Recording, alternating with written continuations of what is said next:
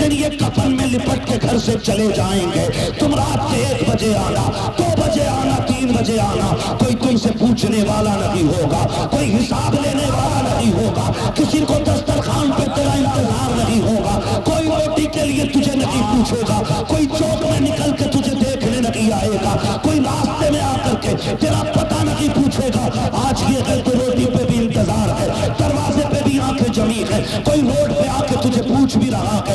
آج کہتے ہو تم کہ مجھے ان کی آواز سے نفرت ہے، اور تمہیں خدا کا واسطہ ان کی آواز کو خدا کی رحمت سمجھنا۔ جس دن یہ سفید کفن میں لپٹ کے جائیں گے، تم گھر میں آؤ گے، رات کے 3 بجے ہوگے، کوئی تم سے پوچھنے والا نہیں ہوگا، کوئی ڈانٹنے والا نہیں ہوگا۔ اس دن تمہارے کان ترس جائیں گے، پھر آنکھیں ڈھونڈیں گی کہاں گیا وہ چہرہ جو رات کو پگھل کے بات کیا کرتا تھا، کہاں گئی وہ آوازیں جو تلخ ہو جایا کرتی تھی۔ خدا کی قسم کھا کے کہتا ہوں، تمہیں وہ پستل تو نظر آئے گا لیکن لیٹنے والا بابا نظر نہیں آئے گا، اس کے بڑھاپے کا سہارا۔ تمہیں لاٹھی تو دکھائی دے گی لیکن پکڑنے والا باپ نہیں ہوگا۔ اس دن تم سمجھ جاؤ کہ تم نے کیا کھو دیا ہے، کون سی دولت چلی گئی ہے۔ خدا کی قسم کھا کے کہتا ہوں، پھر اس دن ساری دولت ہاتھ میں لے کے نکلنا، پوری دنیا سے باپ کی بھیک مانگنا، پوری دولت لے کر بھی کوئی تمہیں باپ کا چہرہ نہیں دے سکتا ہے، اس لیے کہ باپ کا چہرہ یہ دولت اور سفارش سے نہیں،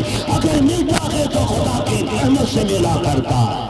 سبحان اللہ سبحان اللہ، بہت اچھا بہت اچھا، سبحان اللہ سبحان اللہ۔ اس لیے میرے عزیز کیا بات ہے، باپ کی قدر کرنا، باپ کی عزت کرنا، ہائے ہائے، عزت کریں گے انشاءاللہ۔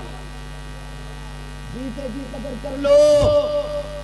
مرنے کے بعد کیا میں اشعار سنا دو اماں کی شان میں، فضیلت بیان کر دو اماں کی۔ بھائی ماں باپ کے جانے کے بعد رونے کے سوا کچھ نہیں رہ جاتا، یہ کان کھول کے سن لیں، یہ چلے جائیں نا تو ان کے جانے کے بعد رونے کے سوا کچھ نہیں رہ جاتا، کچھ نہیں رہ جاتا۔ جس گلی سے گزرو گے اس گلی سے باپ کی یاد آئے گی۔ کبھی زندگی میں باپ کے ساتھ کسی چوک میں کھڑے ہوئے تھے نا، تو جب کبھی وہاں پہنچو گے تمہیں لگے گا آج بھی باپ کا سایہ موجود ہے۔ اپنے بڑے یاد آتا، مجھے ایک بات یاد آ رہی ہے، امام علی مقام امام حسین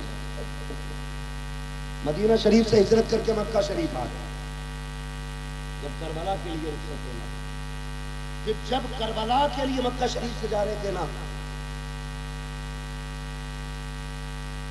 تو کعبہ شریف کا طواف کر کے لوٹ رہے تھے، اور جیسے ہی حرم کے دروازے پہ پہنچے نا،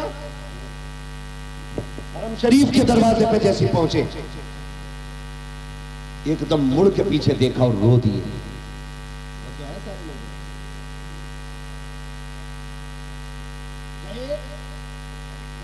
نعرہ تکبیر، نعرہ رسالت، نعرہ رسالت، قاری محمد علی فیضی صاحب قبلہ، قاری محمد علی فیضی صاحب قبلہ۔ اللہ یا یہ کہے گا باپ بیمار ہے، اللہ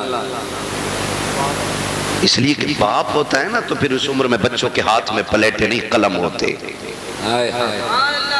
ہم جانیں کیا باپ کیا ہے۔ باپ وہ گھنا درخت ہے کہ جو ساری دھوپ اپنے اوپر لے کر کے بچوں کو سدا سایہ دیتا ہے، کتنی گرمی کا تو احساس تک نہیں ہونے دیتا بچوں کو، تبھی تو یہ کہتا تم نے میرے لیے کیا کیا ہے، تم نے میرے لیے کیا کیا ہے۔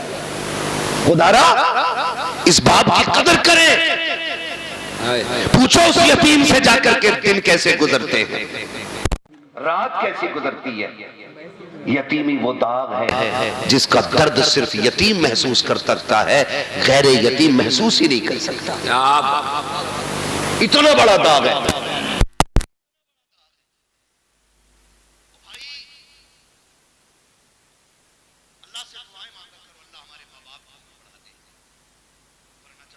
سایہ جاتا ہے تو ایسا لگتا ہے جیسے سر سے آسمان ہٹ گیا، ماں چلی جاتی ہے نا تو ایسا لگتا ہے جیسے پیر کے نیچے سے زمین سرک گئی۔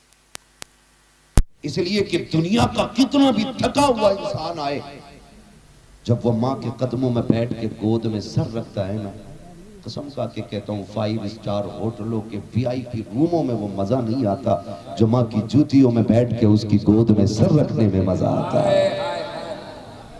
آج لوگ مزے تلاش کر رہے ہیں۔ کیا بات ہے، کوئی کہہ رہا چھٹی منانے لندن جاؤں گا، کوئی کہہ رہا دبئی جانا، کوئی کہہ رہا کویت جانا ہے۔ ہم کہتے ہیں تیرا جہاں من کرے تو جا، جب ہمیں چھٹی ملتی ہے ہم وقت گزارنے ماں کے قدموں میں جایا کرتے ہیں۔ اور یہی سچائی ہے، یہی سچائی ہے۔ جاؤ، گارنٹی ہے میری، تعویذ نہیں دے رہا ہوں، وظیفہ دے رہا ہوں۔ جس کے سر کا درد نہ جاتا ہو نا، ماں کے قدموں میں بیٹھ جاؤ۔ جیسی وہ رحمت والا ہاتھ سر پہ رکھتی ہے نا، ایسا لگتا ہے جیسے جبریل نے پروں کا سایہ کر دیا ہو۔ کبھی بیٹھو نا اس کے قدموں میں۔ اور آپ سے بھی گزارش ہے، کبھی کبھی ماں باپ کا مبادلہ نہ کرنا۔ ہم نے اتنے ماں کی شان میں شعر پڑھے، اتنے پڑھے کہ اماں ہی سب کچھ ہو گئی، ابا ختم۔ بتاؤ یار، کسی نے باپ کے شان میں کوئی قصیدہ پڑھا ہو اب تک؟ کوئی پڑھتا؟ ساری ماں کی شان میں، ساری ماں کی شان میں کیوں ابا کا کوئی مقام نہیں ہے؟ ابا کو ایسے سمجھ جس کے قدموں کے نیچے تیری جنت ہے نا، جب وہ اس بوڑھے باپ کے یا شوہر کے کپڑوں پہ لگے ہوئے دھبے کو یوں جھاڑتی ہے نا، تو خدا کی رحمتیں مسکرا کے اسے 70 نیکیاں عطا فرما دیا کرتی ہے۔ سبحان اللہ۔ سمجھ میں آتی بات اتنی؟ بس اماں کو لے کے بیٹھ گئے، ابا کچھ نہیں۔ نہیں، ہم نے سنا تھا عمران بھائی کو اماں کی شان میں شعر پڑھ رہے، ماں کے قدموں کے نیچے جنت۔ ہاں ٹھیک ہے، حضور نے فرمایا ہے، لیکن یہ بھی تو سن، باپ جنت کا دروازہ ہے، بنا دروازوں کے گھسے گا کوئی گھر میں؟ ارے جا سکتا ہے کوئی؟ نہیں جا سکتا نا۔ ماں بھی شان والی ہے، باپ بھی شان والا ہے، ہلکے میں مت لینا۔ ہر بلڈنگ پر ماں کی دعا ہے، ہر گاڑی کے پیچھے یہ میری ماں کی دعا ہے، ماں کی دعا، ٹھنڈی ہوا۔ او بھائی، کبھی ابا کا بھی نام لے دے۔